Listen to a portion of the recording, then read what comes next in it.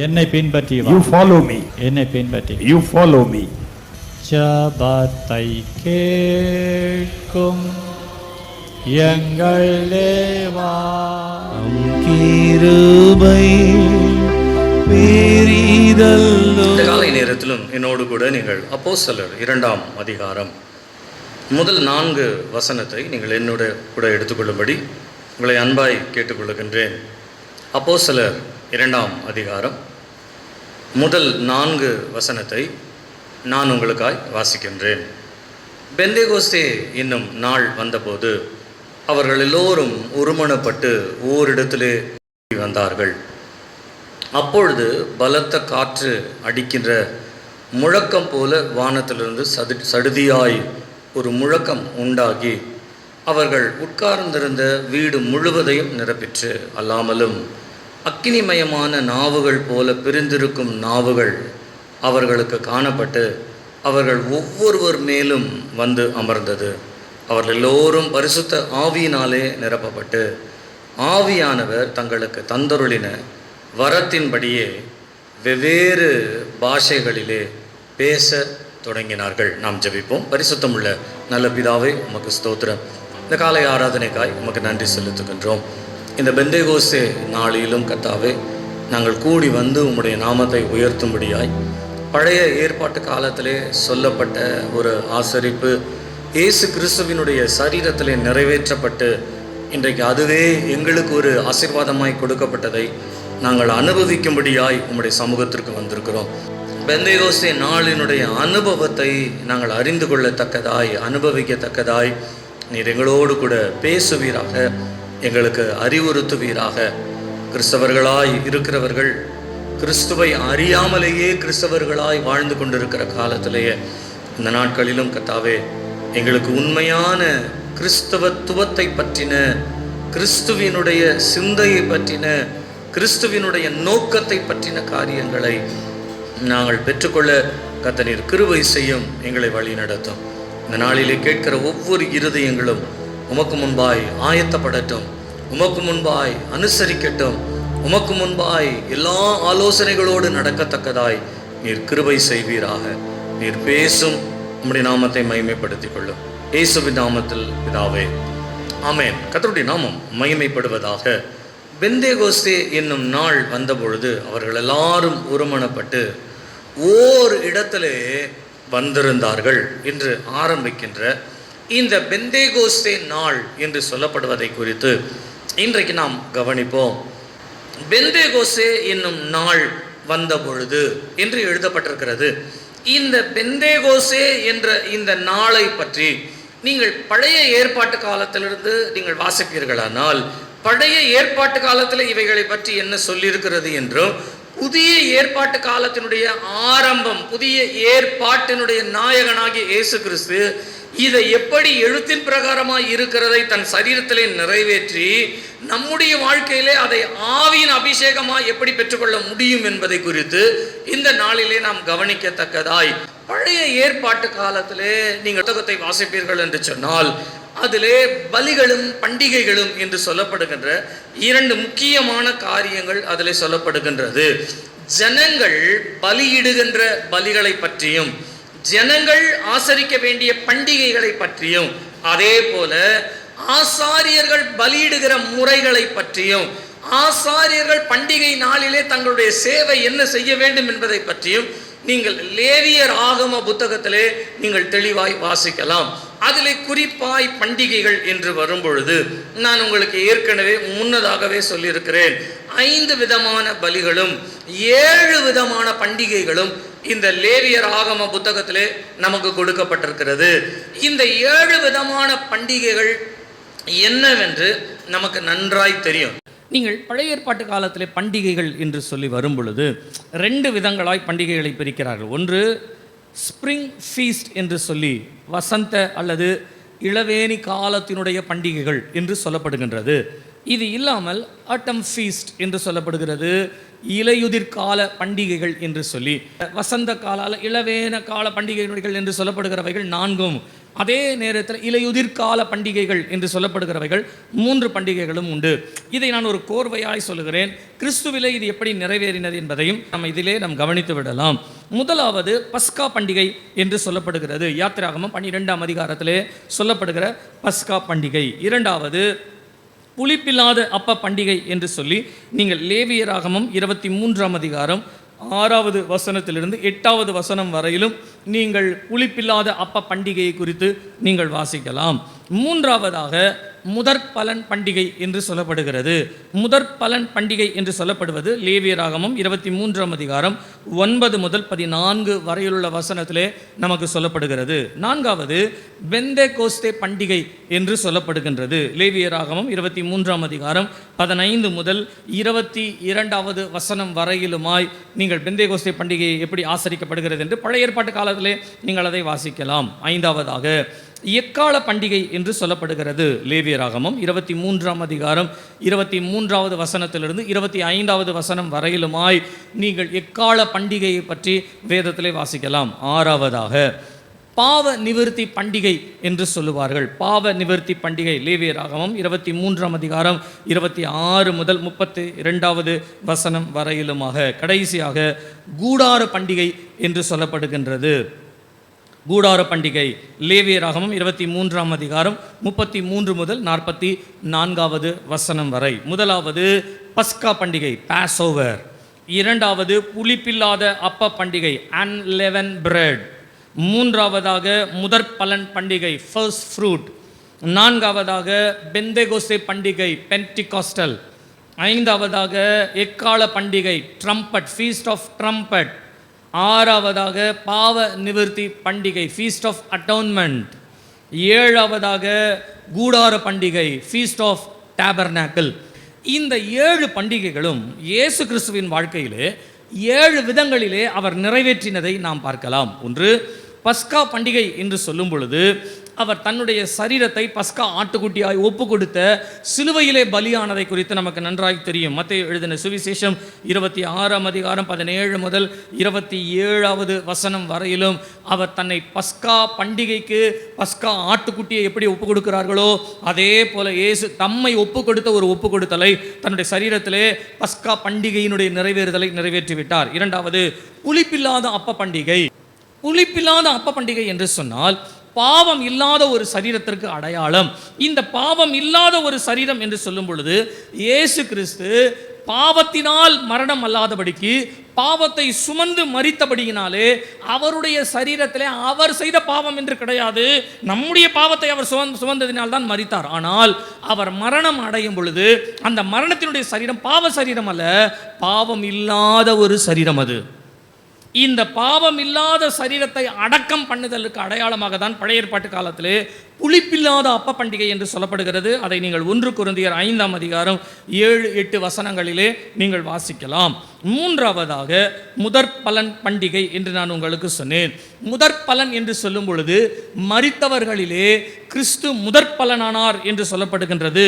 நீங்கள் 1 கொரிந்தியர் 15ஆம் அதிகாரம் 20 முதல் 23 வரையிலும் உள்ள வசனத்தை வாசிப்பீர்களானால் மரித்தவர்கள் யாவருக்கும் உயிர்த்தெழுதலுக்கு இயேசு கிறிஸ்துவே முதற்பலனாய் மாறினார் என்று சொல்லப்படுகிறது. ஆக அவர் மரித்தார், அடக்கம் பண்ணப்பட்டார், அவருடைய மரணம், அவருடைய அடக்கம், அவருடைய உயிர்த்தெழுதல் என்று இந்த 3 பகுதிகள் மாத்திரமல்ல, பெந்தேகோஸ்தே பண்டிகை என்பது 4ஆவதாய் வருகிறது. இந்த பெந்தேகோஸ்தே பண்டிகை அப்போஸ்தலர் 1-2 அதிகாரங்களிலே சொல்லப்பட்டதைப் போல 1-2 அதிகாரங்களிலே குறிப்பிடப்பட்டதைப் போல பிதாவினுடைய வாக்குத்தத்தமாய் இருக்கிற இயேசு கிறிஸ்து நமக்குள்ளே நம்மிலே வாசம் பண்ணினவர், நமக்குள்ளே வாசம் பண்ணும்படியாய் பரிசுத்த ஆவியானவராய் வந்த ஒரு நாளை நாம் பெந்தேகோஸ்தே நாள் என்று சொல்லுகிறோம். பழைய ஏற்பாட்டு காலத்திலே அதற்கு சில முறைகள் உண்டு. நான் உங்களுக்கு அதை பின்பாக நான் உங்களுக்கு சொல்லுகின்றேன். அதற்குரிய முறையை இயேசு செலுத்தும்படியாய் பரிசுத்த ஆவியானவராய் அவர் வந்தது, மரித்து உயிர்த்து வந்த நாளை நாம் நிறைவின் நாளாய் நாம் சொல்லுகின்றோம். ஐந்தாவது எக்கால பண்டிகை என்று சொல்லப்படுவது 1 கொரிந்தியர் 15ஆம் அதிகாரம் 51-52 வசனங்களிலே வாசிப்பீர்களானால் உயிர்த்தெழுந்த இயேசு கிறிஸ்து பரிசுத்த ஆவியானவராய் நம்மத்திலே வாசம் பண்ணுகிற இயேசு கிறிஸ்து ஒரு நாளிலே நம்மை இந்த உலகத்திலிருந்து ரகசியமான ஒரு வருகையில் கொண்டு நம்மை இந்த உலகத்திலிருந்து அவர் எடுத்துக்கொள்வார். அல்லேலூயா, அல்லேலூயா. இதுதான் பழைய ஏற்பாட்டு காலத்தில் எக்கால பண்டிகை என்கின்ற எக்காலம் துணிக்கும் நாம் எல்லாரும் மறுரூபமாக்கப்படுவோம் என்று நீங்கள் 1 கொரிந்தியர் 15ஆம் அதிகாரம் 51 52 வசனங்களில் நீங்கள் வாசிப்பதைப் போல இமைப்பொழுதிலே நம்மை மறுரூபமாக்க இயேசு ஒரு நாள் வரப்போகிறார். அதற்கு அடையாளமாக தான் எக்கால பண்டிகை பழைய ஏற்பாட்டு காலத்திலே ஆசரிக்கப்பட்டது. அல்லேலூயா, அல்லேலூயா. பாவ நிவிர்த்தி பண்டிகை என்று சொல்லப்படுவது இயேசு கிறிஸ்துவினுடைய 2ஆம் வருகை பற்றி சொல்லப்படுகிறது. ரகசிய வருகை முன்னே வரும், நம்மை அழைத்து கொண்டு போவார், உலகத்தில் உள்ள எல்லாரும் பார்க்கும்படியாய் ஒரு நாள் வருவார். அதுதான் வேதத்திலே 2ஆம் வருகை என்று சொல்லப்படுகிறது. மத்தேயு 24ஆம் அதிகாரம் 29 முதல் 30 வரையுள்ள வசனங்கள் உங்களுக்கு வேதத்திலே சொல்லப்பட்டிருக்கிறது. கடைசியாக கூடார பண்டிகை என்று சொல்லப்படுவது இயேசுவோடு கூட நாம் பரலோகத்திலே நித்திய காலமாய் வாழுகின்ற ஒரு வாழ்க்கை. அவருடைய கூடாரத்திலே நாம் போய் அவரோடு கூட வசிக்கின்ற ஒரு நித்திய காலத்தை பற்றி சொல்லப்படுவது தான் கூடார பண்டிகை. இந்த 7 பண்டிகைகளும் கொலோசியரில் சொல்லப்பட்டதைப் போல அவைகளெல்லாம் கிறிஸ்துவை பற்றின ரகசியங்களாய் இருக்கிறது. இதை நாம் ஆராய்ந்து பார்க்கும் பொழுது தான் ஒருவேளை எழுத்தின் பிரகாரமாய் சொல்லப்பட்டதை பழைய ஏற்பாட்டு காலத்திலே ஆசரித்தாலும் புதிய ஏற்பாட்டு காலத்தில் இவைகளை இயேசு நிறைவேற்றிவிட்டு நீங்கள் சரீர பிரகாரமாக எதையும் செய்ய வேண்டாம், ஆவிக்குரிய வாழ்க்கையில் அதை உண்மையாக செய்யுங்கன்னு சொல்லி நமக்கு அதை ஆவிக்குரிய வாழ்க்கையாய் கற்றுக் கொடுத்து விட்டு போனார். அல்லேலூயா, அல்லேலூயா.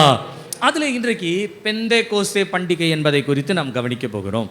நீங்கள் பழைய ஏற்பாட்டு காலத்தில் பெந்தேகோஸ்தே பண்டிகை பற்றி நீங்கள் அறிய வேண்டும் என்று சொன்னால் லேவியராகமம் 23ஆம் அதிகாரம் 10வது வசனம் முதற்கொண்டு நீங்கள் 16வது வசனம் வரையிலும் நீங்கள் வாசிப்பீர்கள் என்று சொன்னால், ஜனங்களுக்கு, இஸ்ரவேல் ஜனங்களுக்கு தேவன் ஒரு கட்டளையை கொடுக்கிறார்.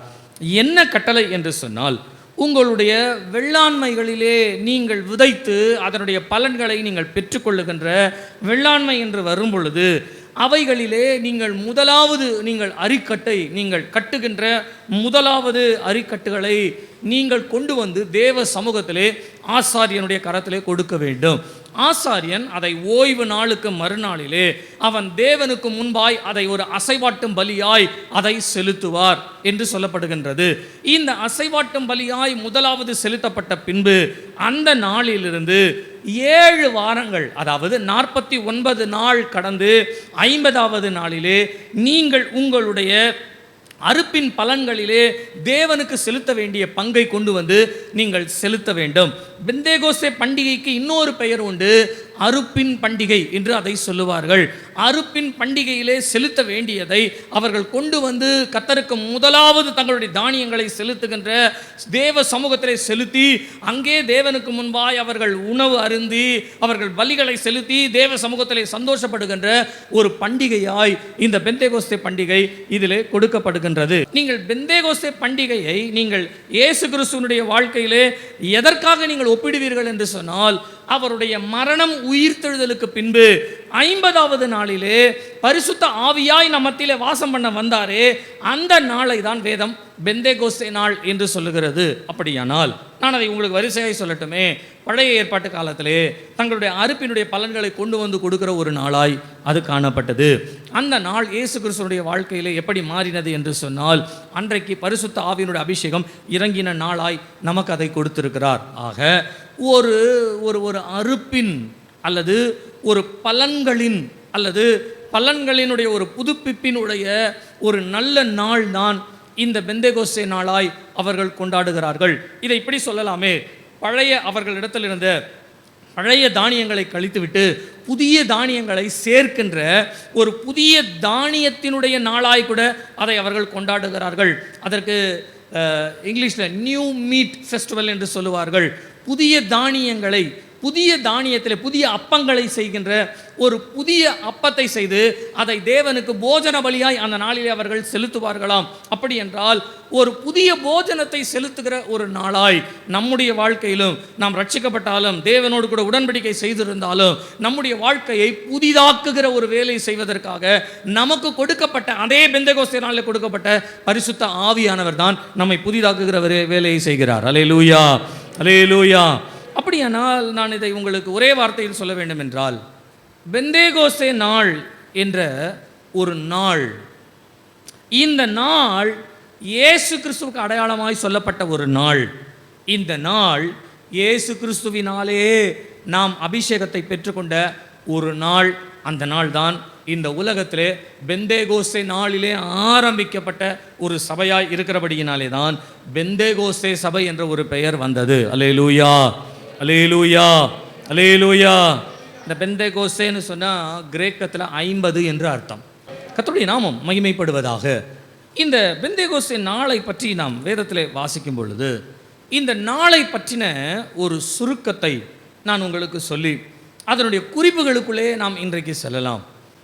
பெந்தேகோஸ்தே என்பது பரிசுத்த ஆவியானவருடைய அனுபவமாய் பழைய ஏற்பாட்டு காலத்திலே சொல்லப்பட்டதை கிறிஸ்து சரீரத்திலே நிறைவேற்றி தம்முடைய சரீரமாய் இருக்கிற சபையாய் மாற்றினார். அந்த சபைக்கு தான் பெந்தேகோஸ்தே சபை என்ற ஒரு பெயர் வந்தது. அல்லேலூயா, அல்லேலூயா. இந்த பெந்தேகோஸ்தே சபைக்கு அப்புறமா தான் உலகத்திலே சபைகள் என்ற மற்ற சபைகள் வந்ததே ஒழிய, நான் ஏற்கனவே உங்களுக்கு சொல்லியிருக்கேன், முதல் தோன்றினது ஆர்சி சபை என்றும், அதிலிருந்து வந்தது சிஎஸ்ஐ சபை என்றும், அதிலிருந்து வந்தது புராட்டஸ்டன்ட் சபை என்றும், அதிலிருந்து வந்தது பெந்தேகோஸ்தே சபை என்றும் யாராகிலும் உங்களுக்கு கதை சொல்லுவார்களேயானால் நீங்கள் தயவு செய்து அதற்கு செவி கொடுக்க வேண்டாம். ஏன் என்று சொன்னால், வேதத்தின்படியாய் 1வது நூற்றாண்டிலே, ஆரம்ப நாட்களிலே, அப்போஸ்தலருடைய ஆரம்ப காலத்திலே, கிறிஸ்துவினுடைய மரணத்திற்கு பின்பு, உயிர்த்தெழுதலுக்கு பின்பு 50வது நாளிலேயே துவங்கப்பட்ட முதல் ஒரு சபை என்று சொன்னால் பெந்தேகோஸ்தே சபை தான். அதற்கு ஆதாரம் இதில் இருக்கிறது. ஆகையினால் மற்றவர்களை நாம் மட்டமாய் நினைப்பது என்பது நம்மை நாமே குறைத்து கொள்ளுகிற காரியம். அவர்களும் வந்த ஒரு வழிமுறைகள் உண்டு, லெட் இட் பி, அது ஒரு பக்கம் இருக்கலாம். ஆனால் நீங்களும் நானும் எப்படி ஆரம்பித்தோம் என்று நம்முடைய ஆரம்பத்தை அறிவோமானால் இன்றைக்கு நம்முடைய வாழ்க்கையிலே நாம் எந்த வழியிலே போக வேண்டும் என்கின்ற வழியும் நாம் அறிந்திருப்போம். சில நேரங்களில் ஆரம்பம் தெரியலை. அப்பா போலீஸ் ஆஃபீஸராக இருப்பார், ஐஜியாக இருப்பார். பையனை நீங்கள் பார்த்தீங்கன்னா ரோட்டில் ஒரு 4-5 ரவுடி பசங்களோடு சேர்ந்துட்டு சிகரெட் பிடிச்சிட்டு ஒரு ஓரமாக அந்த தெரு ஓரமாக உட்காந்து அப்படியே கதை அடிச்சுக்கிட்டு பேசிகிட்டு இருப்பாங்க. பார்க்குறவங்க அந்த பையனை பார்த்து என்ன சொல்லுவாங்க? உங்கள் அப்பா ஒரு போலீஸ் ஐஜிடா, இன்னும் இப்படி இந்த ரவுடி பசங்களோடு சேர்ந்துட்டு இருக்கிற. அப்போனா எதை சொல்ல வராங்கன்னா, நீ யார், நீ எங்கே பிறந்த, இன்னைக்கு நீ எங்கே இருக்கிற? இன்றைக்கு அதே தான் பெந்தேகோஸ்தே கிறிஸ்தவத்திலும் இருக்கிறது. நாம் எங்கிருந்து உருவாகினோம் என்று பெந்தேகோஸ்தேன்ற ஒரு பாட்டை பாடி, பெந்தேகோஸ்தேன்ற ஒரு வார்த்தையை சொல்லி, பெந்தேகோஸ்தே அபிஷேகம்னு சொல்கிறதுனால பெந்தேகோஸ்தே கிறிஸ்தவங்களாம் மாற முடியாது. நம்முடைய பிறப்பிடம் என்ன, நம்முடைய ஆரம்பம் என்ன, நம்முடைய உருவாக்குதல் எங்கிருந்து வந்தது என்று நாம் அறிவோம் என்று சொன்னால், நான் சொல்லுகிறேன், நம்முடைய வாழ்க்கையில் எந்த சூழ்நிலையிலும் இந்த பெந்தேகோஸ்தே அனுபவத்தை விட்டு வெளில போக மாட்டோம். ஆனால் இன்றைக்கு பெந்தேகோஸ்தே அனுபவங்கள் எல்லாம் உலக அனுபவங்களாய் மாறிக்கொண்டிருக்கிறது. உலகத்திலே உள்ளவைகளை காண்பித்து, உலகத்திலே இருக்கிற காரியங்களை காண்பித்து, ஆண்டவர் என்னை ஆசீர்வதித்தார் என்று சொல்லி அதை பெந்தேகோஸ்தே கிறிஸ்தவமாய் இன்றைக்கு மாற்றிக்கொண்டிருக்கிறார்களே ஒழிய, உண்மையான பெந்தேகோஸ்தே அனுபவம் என்றால் என்ன அப்படின்றது தான் இன்றைக்கு நாம் கவனிக்க போகிறோம். நான் உங்களுக்கு ஒரு 4 காரியங்களை இந்த முதல் 3 வசனங்களிலே நான் உங்களுக்கு வைக்கிறேன். அதில் ஒவ்வொன்றாய் நமக்கு நேரம் இருப்பதைப் போல இன்றைக்கு திருவிருந்து ஆராதனையும் இருக்கிறபடியினாலே நமக்கு நேரம் எப்படி அனுமதிக்கிறதோ அதன்படியாய் நாம் அதை ஒவ்வொன்றாய் நாம் கவனிக்கலாம். நீங்கள் இந்த அப்போஸ்தலர் 2ஆம் அதிகாரத்தினுடைய 3 வசனங்களை நீங்கள் வாசிப்பீர்கள் என்று சொன்னால், அதில் ஒரு வார்த்தையை தேவன் என்னுடைய மனதை கவனிக்கும்படியாய் எனக்கு திருப்பினார். 2ஆம் அதிகாரம் முதல் 3 வசனத்தை நான் வாசிக்கிறேன். பெந்தேகோஸ்தே என்னும் நாள் வந்தபோது அவர்கள் எல்லாரும் ஒருமனப்பட்டு ஓரிடத்திலே வந்திருந்தார்கள். அப்பொழுது பலத்த காற்று அடிக்கிற முழக்கம் போல வானத்திலிருந்து சடுதியாய் ஒரு முழக்கம் உண்டாகி அவர்கள் உட்கார்ந்திருந்த வீடு முழுவதையும் நிரப்பிற்று. அல்லாமலும் அக்கினிமயமான நாவுகள் போல பிரிந்திருக்கும் நாவுகள் அவர்களுக்கு காணப்பட்டு அவர்கள் ஒவ்வொருவர் மேலும் வந்து அமர்ந்தது. நீங்கள் இதை வாசிக்கும் பொழுது பாருங்களேன், ஓரிடத்தில் ஒருமனப்பட்டு நாவுகள் பிரிந்திருக்கிற போல ஒவ்வொருவர் மேலும் ஒரு முழக்கம். நீங்கள் ஒரு இடத்தில் நீங்கள் வாசிக்கும் பொழுது ஒவ்வொரு ஒவ்வொரு ஒவ்வொரு ஒரு அப்படின்னு ஒரு வார்த்தை வருது பாருங்கள் தமிழில். இன்றைக்கு இந்த பகுதியை மாத்திரம் நம்ம எடுத்துக்கொள்வோம். முதலாவது, அவர்கள் எல்லாரும் ஒருமனப்பட்டு. It speaks of the unity of them. இரண்டாவது, அவர்கள் ஓரிடத்திலே கூடினார்கள். It speaks of their understanding.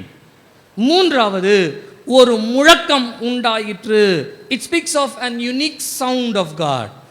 நான்காவதாக, ஒவ்வொருவர் மேலும் வந்து இறங்கினது. It speaks of their unity or uniformity, uniform. கர்த்தருடைய நாமம் மகிமைப்படுவதாக. ஒருமனப்பட்டு, ஓரிடத்திலே, ஒரு முழக்கம், ஒவ்வொருவர் மேலும் என்ற இந்த 4 வார்த்தையை மாத்திரம் இந்த பெந்தேகோஸ்தே நாளை புரிந்து கொள்வதற்காய் நாம் அதை எடுத்துக்கொள்ளலாமே. முதலாவது, நீங்கள் முதல் வசனத்தை நீங்கள் வாசிப்பீர்களானால், நீங்கள் எல்லாரும் அந்த வசனத்தை எடுத்துக்கொள்ளுங்க. இந்த வாசிக்கிறது நம்ம எல்லாரும் கேட்கலாம். வாசிங்க.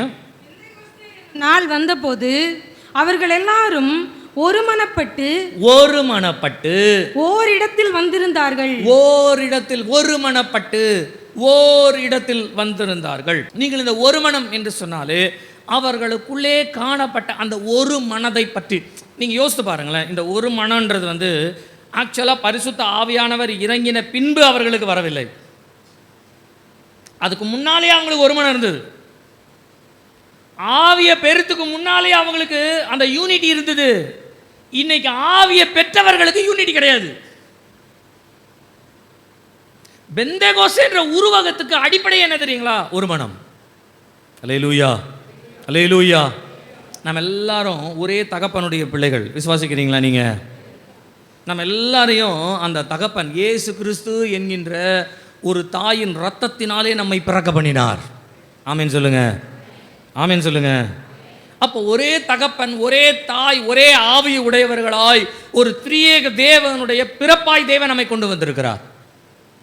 அவர் எப்படி ஒரே தேவனாய் கிரியை செய்திருக்கிறாரோ, நம்மையும் தேவன் ஒரு நல்ல பெந்தேகோஸ்தே அனுபவத்திற்குள்ளே நீங்கள் போக வேண்டும் என்று சொன்னால், தேவன் நம்மிடத்தில் எதிர்பார்க்கிறது என்னவென்று சொன்னால், நாம் எல்லாரும் ஒரு மனம் உள்ளவர்களாக இருக்க வேண்டும். அல்லேலூயா, அல்லேலூயா. நீங்கள் பெந்தேகோஸ்தேன்னு நீங்கள் என்ற வார்த்தை கேட்டீங்கனாலே உங்கள் மனசில் முதலாவது எடுத்துக்கொள்ளுங்க, ஒரு மனம். எல்லாரும் ஒருமனப்பட்டு. அந்த நேரத்தில் கரெக்டாக பேதுரு வந்து, அப்பா எனக்கு என் மனைவியை பார்க்கறதுக்கு ஆள் இல்லையா, அவங்க எல்லோரும் வெளியில் போயிருக்காங்க, அதனால் என் மனைவியை நான் பார்த்துக்கணும், நீங்கள் மாத்திரம் இந்த 50 நாளில் பெந்தேகோஸ்தே நாளில் ஜெபம் பண்ணுங்க அப்படின்னு சொல்லியிருந்தா பேதுருன்ற பேரே பைபிளில் வந்திருக்காது. பேதுருன்ற பேரே வந்திருக்காது. அப்படின்னா நீங்கள் யோசிச்சு பாருங்கள். அவர்கள் எல்லாரும் ஒருமனப்பட்டு. சரி, இப்படி எடுத்துக்கொள்வோமே, இயேசு கிறிஸ்து மரித்த உடனே அவர் உயிர் தெழுந்த பின்பு சீஷர்கள் எல்லாரும் சொல்லுகிறார்கள், நாங்கள் இயேசு கிறிஸ்துவை கண்டோம். யார் இடத்துல சொல்கிறாங்க? தோமான் இடத்துல. அப்போ தோமா எங்கே போனார்? அப்போ தோமா இல்லை. அப்படி தான் பைபிளில் இருக்குது. நீங்கள் யோவான் 20ஆம் அதிகாரத்தை வாசிங்கன்னா தெளிவாக இருக்குது. அதில் பூட்டப்பட்ட அறைக்குள்ளே இயேசு வந்து உங்களுக்கு சமாதானம் என்று சொன்னார், எல்லாம் பேசுகிறார். ஆனால் தோமா இல்லை. தோமா இல்லைன்றதுனால தோமா வந்த பிறகு சொல்கிறாங்க, இயேசு வந்தார், நாங்களாம் பார்த்தோம். உடனே தோமா சொல்கிறார், அவரை கண்டால் ஒழிய நான் வந்து நம்ப மாட்டேன்னு சொன்ன உடனே 8 நாளைக்கு பின்பு திரும்பமா இயேசு அவர்களுக்கு. அப்போனா தோமா அந்த நேரத்தில் இல்லை, அவர் திரும்ப வந்தாருன்னு அர்த்தம். ஆனால் நீங்கள் இதை பெந்தேகோஸ்தே நாளில் எடுத்துக்கொள்ளுங்களேன், யாருமே ஆப்சன்ட் கிடையாது. அவர்கள் எல்லாரும் ஒருமனப்பட்டவர்களாய் கூடி வந்தார்களாம். எனக்கு அருமையான கர்த்தருடைய பிள்ளைகளே, நம்முடைய தேவன் நம்முடைய ஒரு மனதை மிகவும் எதிர்பார்க்கிறவராய் இருக்கிறார். ஒரு மனதினுடைய சந்தோஷத்தை நான் அதை இப்படி சொல்லுகிறேனே, இஸ்ரவேல் ஜனங்கள் எல்லாரும் 400 வருஷம் அவர்கள் அடிமைத்தனத்தில் இருந்தார்கள். இந்த அடிமைத்தனத்திலிருந்து தேவன் அவர்களை கொண்டு வந்தார். எதனால் கொண்டு வந்தார் என்று சொன்னால், அவர்களுக்கு கொடுத்த வாக்குத்தத்தத்தை நிறைவேற்றும்படியாய், அவர்களை கானான் தேசத்திற்கு அழைத்து வரும்படியாய் எகிப்திலிருந்து விடுதலையாக்கி கொண்டு வந்தார். எப்படி நீங்கள் அப்போஸ்தலர் 1ஆம் அதிகாரம் 5வது வசனத்திலே பிதாவினுடைய வாக்குத்தத்தம் நிறைவேறும் என்று வாசிக்கிறீர்களோ, அதே போல பழைய ஏற்பாட்டு காலத்திலே ஆண்டவர் இஸ்ரவேல் ஜனங்களுக்கு ஒரு வாக்குத்தத்தம் கொடுத்தார். அந்த வாக்குத்தத்தத்தின்படியே அவர்களை கானான் தேசத்திற்கு புறப்படும்படியாய் கொண்டு போனார். நீங்கள் ஆதியாகமம் 15ஆம் அதிகாரம் 13 முதல் 21 வரை உள்ள வசனத்திலே ஆபிரகாமிற்கு தேவன் வாக்குத்தத்தம் பண்ணினார். நீங்கள் யாத்திராகமம் 3ஆம் அதிகாரம் 8வது வசனத்திலே நான் அவர்களை கொண்டு போய் சேர்க்கவும் இறங்கினேன், வாக்குத்தத்தம் பண்ணப்பட்ட தேசத்திற்கு அவர்களை கொண்டு போய் சேர்ப்பதற்காக நான் இறங்கினேன் என்று ஆண்டவர் சொல்றார். நீங்க அதே 3ஆம் அதிகாரம் 17வது வசனத்தை நீங்கள் வாசிப்பீர்களானால் கொண்டு போவேன்னு சொல்றாரு. வாக்குத்தத்தம் பண்ணினேன், வாக்கு தத்தத்திற்கு கொண்டு போகிறதுக்காக நான் இறங்கியிருக்கேன், வாக்கு தத்தம் பண்ணப்பட்ட தேசத்துக்கு நான் கொண்டு போவேன் என்று சொல்லுகிறார். இப்போ ஆண்டவருடைய ஸ்ட்ராட்டஜியில் நீங்கள் வாசித்து பாருங்களேன். வாக்கு தத்தம் பண்ணினாரு, பண்ணன வாக்கு தத்தத்துக்கு இறங்கினாரு, இப்போ கொண்டு போகிறதுக்கு ரெடி ஆகிட்டாரு, இப்போ கொண்டு போகிறாரு. எத்தனை பேர் வாக்கு தத்தம் பண்ணப்பட்ட தேசத்திற்கு புறப்பட்டார்கள் என்று சொன்னால் புருஷர்கள் மாத்திரம் 6 லட்சம், மனைவி ஒரு 6 லட்சம், ஆளுக்கு 2 பிள்ளைங்க. யாக்கோபுக்கே 12 பிள்ளைங்க பெற்றாருன்னு இருக்குது. அப்போ எவ்வளோ இருக்கும்? நம்ம கட்டுப்பாடு வச்சு இப்போ எண்ணிக்கை போடுவோமே, 12, 2 பிள்ளைங்க அப்படின்னு வச்சுக்கோமே. 6 6 12 12 12 24 லட்சம். டேக்ஸ் பைபிளில் 52 லட்சம் போட்டிருக்கு. 52 லட்சம் பேர், 52 லட்சத்தை ஆண்டவர் கொண்டு போறார். அதில் புருஷர்கள்னு எடுத்தோன்னா 6 லட்சம். இந்த 6 லட்சத்தில் எத்தனை பேர் கானான் தேசத்துக்குள்ள போனாங்க?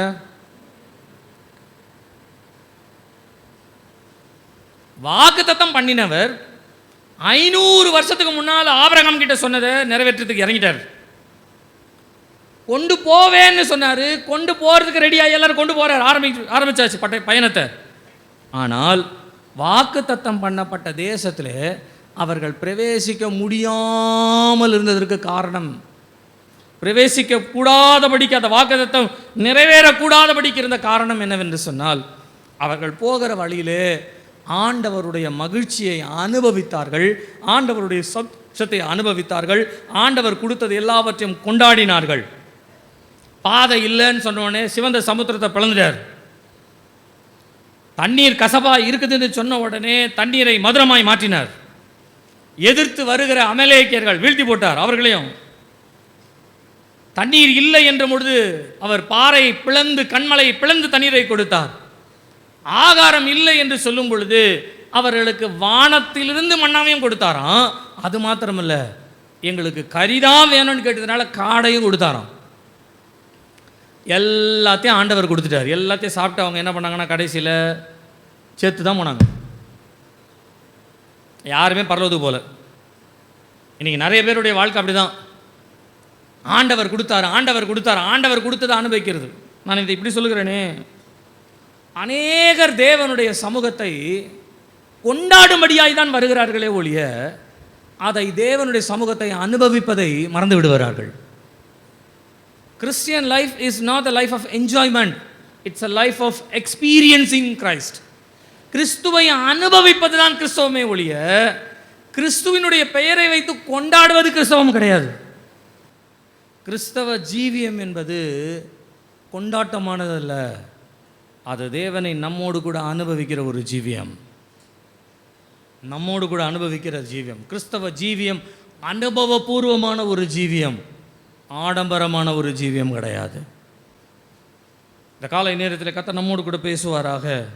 நம்முடைய ஜீவியத்திலும் இன்றைக்கு முதலாவது நாம் அறிந்து கொள்ள வேண்டும், நாம் ஒரு மனம் உள்ளவர்களாய் மாற வேண்டுமானால், ஒரு மனம் உள்ளவர்களாய் நாம் உருவாக்கப்பட வேண்டுமானால், நமக்குள்ளே ஒரு மனம் காணப்பட வேண்டும் என்று சொன்னால், நான் சொல்லுகிறேன், முதலாவது நீங்களும் நானும் கிறிஸ்தவ ஜீவியத்தினுடைய அனுபவம் என்ன என்பதை அடிப்படையாய் தெரிந்து கொள்ள வேண்டும். நான் அதை இப்படி சொல்லுகிறேனே, ஒரே வார்த்தையில் சொல்லுகிறேனே, பெந்தேகோஸ்தே அனுபவம் என்பது நீங்கள் உங்களை உண்டாக்கின தேவனோடு கூட, அல்லது ஒருமன அனுபவம் என்பது நீங்கள் உங்கள் தேவனை சரியாய் அறிந்து கொள்ளுகிற அறிவுள்ள ஒரு ஜீவியம்தான். ஒரு மனம் அப்படின்றத எடுத்துக்கோங்க. நான் அதை உங்களுக்கு ப்ராக்டிக்கலாக சொல்லி நான் திரும்ப வசனத்திற்குள்ளே நான் வருகிறேன். ஒரு குடும்பம் எடுத்துக்கோங்களேன், புருஷ மனைவிக்குள்ள அடிக்கடி சண்டை, பிள்ளைகளுக்கும் பெற்றோர்களுக்கும் சண்டை.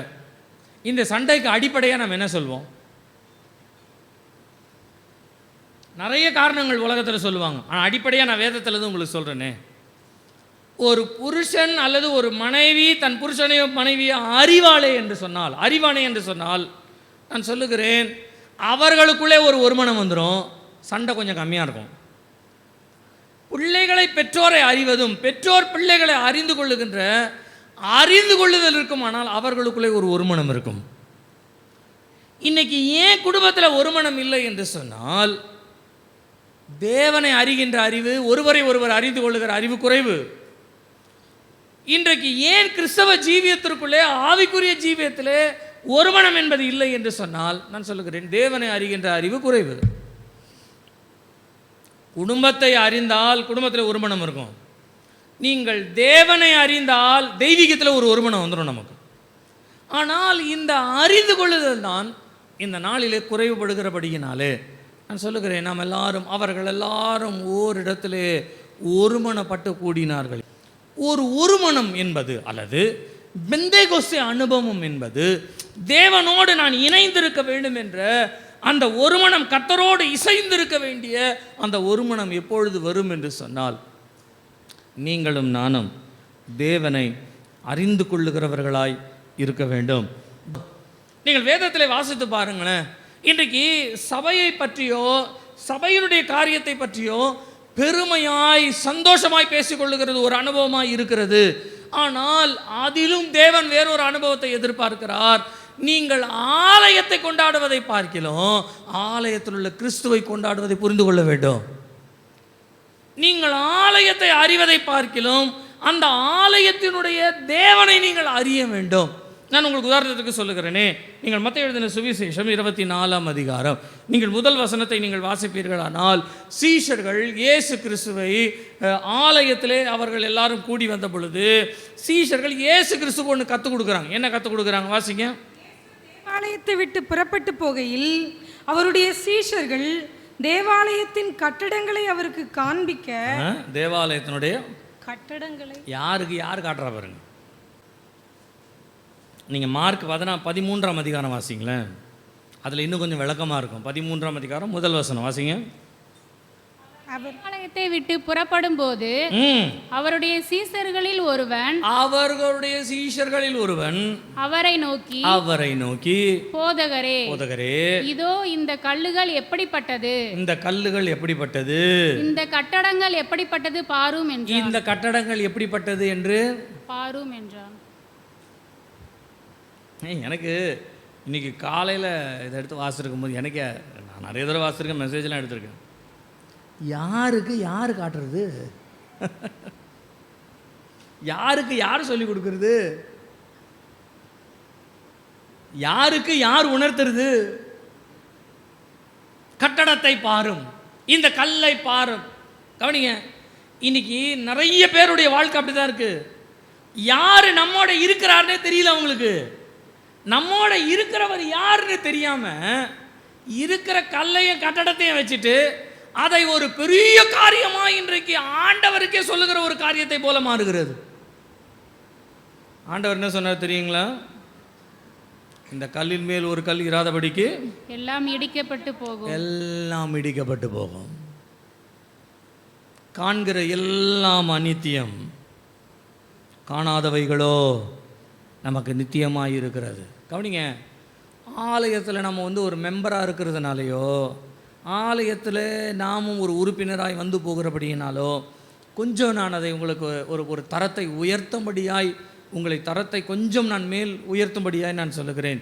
நீங்கள் தேவ சமூகத்திற்கு வந்துவிட்டு போகிறபடியினாலும் முகத்தை காண்பித்து கொண்டே இருக்கிறபடியினாலும் நீங்கள் தேவனுடையவர்கள் என்பதல்ல. நீங்கள் ஏன் ஆலயத்திற்கு வருகிறீர்கள் என்று சொன்னால், இந்த ஆலயத்தினுடைய நாயகன் இயேசு கிறிஸ்து யார் என்பதை நீங்கள் பெற்றுக்கொள்ளுவதற்காக தான் கர்த்தர் உங்களை அழைத்து வந்திருக்கிறார். அல்லேலூயா, அல்லேலூயா. நீங்கள் சொல்லுங்கள், சர்ச்சுக்கு எதுக்காக வரோம்? ஏன் தேவனுடைய சமூகத்தை தேடி வரோம்? நான் சொல்கிறேன், ஒரு சிலருக்கு தேவ சமூகத்துக்கு வருதுன்னு சொன்னாலே ஏதோ தங்களுடைய வேண்டுதலையும் தங்களுடைய விண்ணப்பங்கள் எல்லாவற்றையும் செலுத்தணும்னு ஜெபமணி அழுது வாழ்நாளெல்லாம் அழுதுகிட்டே போகிற ஒரு வாழ்க்கை. வேதத்தில் அழுது ஜெபம் பண்ண அண்ணாள் கூட அந்த அழுகையை நிறுத்தின ஒரு சம்பவம் உண்டு. ஆனால் நம்ம வாழ்க்கை அழுதுகிட்டே தான் இருக்குது. ஏன் அழுதுகிட்டே இருக்குதுன்னா, தேவன் ஒரு காரியத்தை எதிர்பார்த்தார். அந்த எதிர்பார்த்ததை அண்ணாள் அறிந்தாலோ இல்லையோ தான் தேவனுக்கு ஏதாகிலும் ஒரு காரியத்தை செய்ய வேண்டும் என்பதை புரிந்து கொண்டாள். ஒவ்வொரு வருஷமும் அழுது விட்டு போகிற அவளுக்கு ஒரே வருஷத்தில் ஆண்டவர் பதில் கொடுத்துருக்கலாம். அன்னைக்கும் அழுதா இன்னைக்கும் அழுறா, அன்னைக்கும் வெகு நேரம் ஜெபிச்சா இன்னைக்கும் வெகு நேரம் ஜெபிக்கிறா. ஏதோ ஒரு நாள் மாத்திரம் ரொம்ப நாளாக இல்லாத ஒரு ஜெபத்தை அன்னைக்கு உட்கார்ந்து ஜெபித்து அழுது புலம்பி கலங்கி அன்னாள் அன்றைக்கு மாத்திரம் ஏதோ ஒன்றை புதிதாய் செய்து விட்டாள் என்று ஒன்றையும் செய்யவில்லை. எப்பொழுதும் செய்கிற காரியத்தை தான் செய்தாள். ஆனால் ஒரே ஒரு காரியம் புதிதாய் மாறினது. தேவனை நன்றாய் அறிந்து வைத்திருந்த அண்ணாள் என்ன பண்ணானா, ஆண்டவரே நீர் எனக்கு ஒரு பிள்ளையை கொடுப்பீரானால் அந்த பிள்ளையை நான் உமக்கே கொடுத்து விடுகிறேன். ஏலிக்கு அடுத்த நியாயாதிபதி யாருன்னு வேதத்தில் குறிக்கப்படலை. அடுத்த நியாயாதிபதிகள் அவன் பிள்ளைக்கு தான் வரணும். ஆனால் பிள்ளைகளோட வாழ்க்கை சரியில்லை. சரியில்லாத வாழ்க்கைக்கு அடுத்தது ஆண்டவர் ஒரு ஆளை தேடுறாரு. தேடுறதுக்கு அண்ணாள் அப்படியே என்ன சொல்றது, ஆண்டவர் எதிர்பார்த்ததுக்கு ஏற்ற மாதிரி ஆண்டவர்கிட்ட போய் கொடுத்த மாதிரி ஆயிடுச்சு. யார் என் காரியமாய் வருவார்னு உடனே இதோ நான் வருகிறேன் ஏசாயா வந்த மாதிரி என் காரியத்திற்கு ஒரு பிள்ளை வேண்டுமேன்னு கேட்குற நேரத்தில் அண்ணாள், ஆண்டவரே நீர் கொடுத்தால் அதை உமக்கே.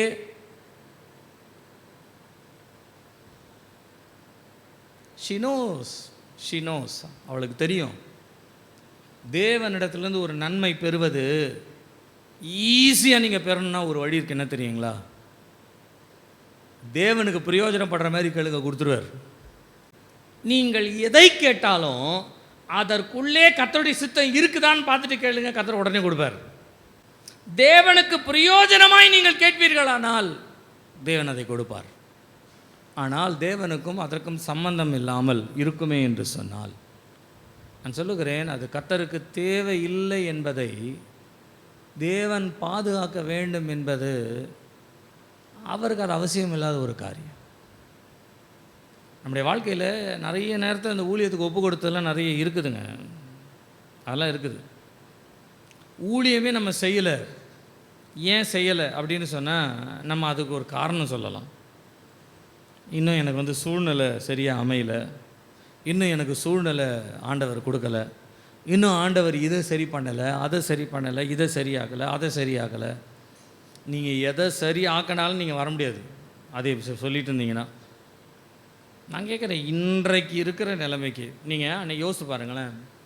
இந்த 2 காசு காணிக்கைப்பட்டியில் போட்டாங்க. அந்த அம்மாவுக்கு அந்த 2 காசுன்றது ஒரு துட்டுக்கு 2 காசுன்னு வராது. 2 காசுன்றது ஒரு வேளை சாப்பாட்டுக்கு பாதி வயிறு தான் நிரம்பும், அவ்வளோதான். ஒரு 4 சப்பாத்தின்னு வச்சுக்கோங்களேன், 2 சப்பாத்தி தான் வாங்க முடியும். 4 இட்லின்னு வச்சுக்கோங்களேன், 2 இட்லி தான். நம்ம வயிறு நிறையிறதுக்கு 4 இருந்தால் கரெக்டாக இருக்கும். ஆனால் 2 தான். இதுதான் 2 இருந்தது. இப்போ இந்த அம்மா காணிக்கை போடும்போது என்னன்னு சொல்லியிருக்கணும்? என்ன சொல்லியிருக்கணும்? அது வயசான பாட்டியாக வச்சுக்கோங்க, விதவைன்றாங்க. கைமென்னு சொல்ல, விதவை அப்படின்னா ரொம்ப வயசானதாக இருக்கும். இந்த வயசானது சரியாக ட்ரெஸ் போட முடியாது, ரொம்ப ஏழ்மையில் இருக்குது. அந்த பாட்டிக்கு ஒரு வேளை நான் பேரனாக இருந்திருப்பேன். போகும்போது அந்த பாட்டி, எங்கே பாட்டி போகிறேன்? சர்ச்சுக்கு ஜோமனவா? சரி சரி போகலாம். எல்லாரும் காணிக்கை போட போவாங்க. நானும் பின்னால் இருந்து பாட்டி எங்கே போகிற? காணிக்கை போடணுண்டா. எங்கே காசு இருக்குது? இதான் 2 காசு இருக்கு. லூசா நீ? மத்தியானம் என்னத்தை சாப்பிட்றது? இதை எடுத்துட்டு போய் போட்டினா வா போகலாம். ஆண்டவருக்கு காணிக்கை போடணுண்டா. ஆண்டவர் நம்மளை ஆசீர்வதிச்சது போதும். போய் தெருவில் திரும்ப உட்காந்தா தான் ஏதாவது காசு கிடைக்கும். நீ அதையும் போடுறிய அப்படின்லாம் பேசியிருப்பேன் நான். உண்மையாக மனுஷனோட புத்தி அப்படி தான் இருக்கும். இன்னைக்கு தேவை, இப்போ மத்தியானம் சாப்பிட்றதுக்கு அரை வயிறு தான் சாப்பிட முடியும். அப்போ நான் என்ன ஜோம் பண்ணியிருப்பேன்னா, ஆண்டவர் நீர் எனக்கு 100 ரூபாய் கொடுப்பீரானால் நான் 50 ரூபாய் கொடுப்பேன். நீர் எனக்கு 1000 ரூபாய் கொடுப்பீரானால் 500 ரூபாய் கொடுப்பேன். நீர் எனக்கு இதை கொடுத்தால் நான் அதை கொடுப்பேன். எல்லாத்தையும் கொடுத்துட்டு ஆண்டவர் கேட்குறாரு, இப்போ நீ இன்னத்தை தான் இப்போ இது வரைக்கும் கொடுத்துருக்கேன்னு கேட்குறாரு. என்ன பதில் சொல்லுவோம்? ஆகையினாலே நான் என்ன சொல்கிறேன்னா, எது நிறைவானதோ நிறைவான பிறகு நான் செய்கிறேன்றது தயவு செய்து மறந்துடுங்க. அது நிறைவாகாது. ஏன் நிறைவாகாதுன்னு சொன்னால், நிறைவாகாதுன்னா நீங்கள் அந்த நிறைவுக்கு போகிறதுக்குள்ள அது வேற ஒரு இடத்துக்கு போயிடும், பிரச்சனை. அது நடக்காது. ஆகையினால ஆண்டவர் என்ன சொல்கிறாருன்னா, இது வரைக்கும் என்ன சூழ்நிலையோ அதை விட்டுருப்பா, இனிமேல் நீ என்ன செய்யணும் அதை பாரு. உனக்கு நேரம் இல்லையா, நேரத்தை நீ ஒதுக்கிறதுக்கு பாரு. ஒரு அரை மணி நேரம் முழங்கால் போட்டு தேவ சமூகத்தில் என்னை ஊழியத்திற்கு அழைச்சிட ஆண்டவர், அந்த ஊழியத்தை எனக்கு கற்றுத்தாரும் அப்படின்னு ஒரு அரை மணி நேரம் முழங்கால் நில்லுங்க. அரை மணி நேரம் முழங்கால் நின்னீங்கன்னா ஆண்டவர் 2 பேரை வீட்டுக்கு அனுப்புவார் ஜெபம் பண்ணுறதுக்கு. எம்மா எனக்கு இந்த பிரச்சனை அந்த பிரச்சனை, ஐயா எனக்காக ஜெபம் பண்ணுங்க. அரை மணி நேரம் ஜெபம் 5 நிமிஷம் 10 நிமிஷம் 2 பேருக்கு ஜெபம் பண்ண ஆரம்பிக்கும். இப்போ இந்த அரை மணி நேரம் 1 மணி நேரமாக ஆச்சுன்னு வச்சுக்கோங்களேன், 4 பேராக மாறுவாங்க. இந்த 1 மணி நேரம் கொஞ்சம் கொஞ்சமாக பெருக பெருக ஊழியம் தன்னாலே பெருகும், ஊழியம் தன்னாலே வரும். நீங்கள் கர்த்தர் எனக்கு ஒரு காரியத்தை செஞ்ச பிறகு நான் கர்த்தருக்கு செய்கிறேன் அப்படின்றதெல்லாம் ஒரு காலத்தில், பழைய ஏற்பாட்டு காலத்தில் அது எடுபடும், புதிய ஏற்பாட்டு காலத்தில் அது எடுபடாது. உனக்கு இருக்கிற கொஞ்சம் பலத்தோடே போன்னு சொன்னார் ஆண்டவர். இந்த பலத்தை வச்சு நான் என்ன செய்யணுமோ நான் செய்கிறேன். ஆனால் கொஞ்சம் பலனை வச்சுக்கிட்டு கொஞ்சம் தாங்குது கொஞ்சம் தாங்குது கொஞ்சம் தாங்குதுன்னு உட்காந்துட்டு இருந்தீங்கன்னா என்னால் அந்த கொஞ்சத்தை வச்சு ஒன்றும் பண்ண முடியாது. கொஞ்சத்திலே உண்மை உள்ளவனை அநேகத்திற்கு அதிபதியாக்குவேன். அப்படின்னா பாருங்கள், தேவன் நமக்கு கொடுத்துருக்கிற கொஞ்ச காரியங்கள். நான் சொல்லுகிறேன், வேதத்திலே இந்த கொஞ்சத்தை உணராமல், இந்த கொஞ்சத்தை கவனிக்காமல், தங்களுடைய அறிந்து கொள்ளுதல் காரியங்களை சரியாய் செய்யாமல் அதிலிருந்து புறப்பட்டு விலகின ஓடின நிறைய பேர் உண்டு. நான் உங்களுக்கு நேரம் இல்லாதனால வேகமாய் சொல்லுகிறேன்.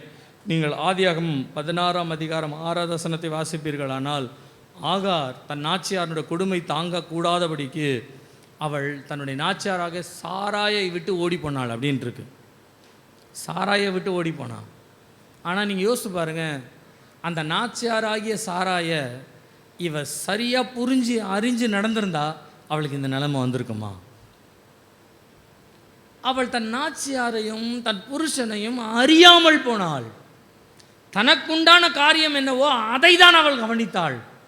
தனக்கு கிடைத்த மேன்மையை கவனித்தாலே ஒழிய அந்த மேன்மையை எப்படி பாதுகாத்து கொள்ள வேண்டும் என்று அவளுக்கு அறிவில்லாமல் போயிற்று. ஒரு நாள் ஆண்டவரே சொல்கிறாரு, ஆகாரை அனுப்பிடு, அவள் இருக்கிறதுனால பிரச்சனை உனக்கு, அவள் இருக்கிறதுனால உனக்கு ஆசீர்வாதம் கிடையாது, அனுப்பிடு.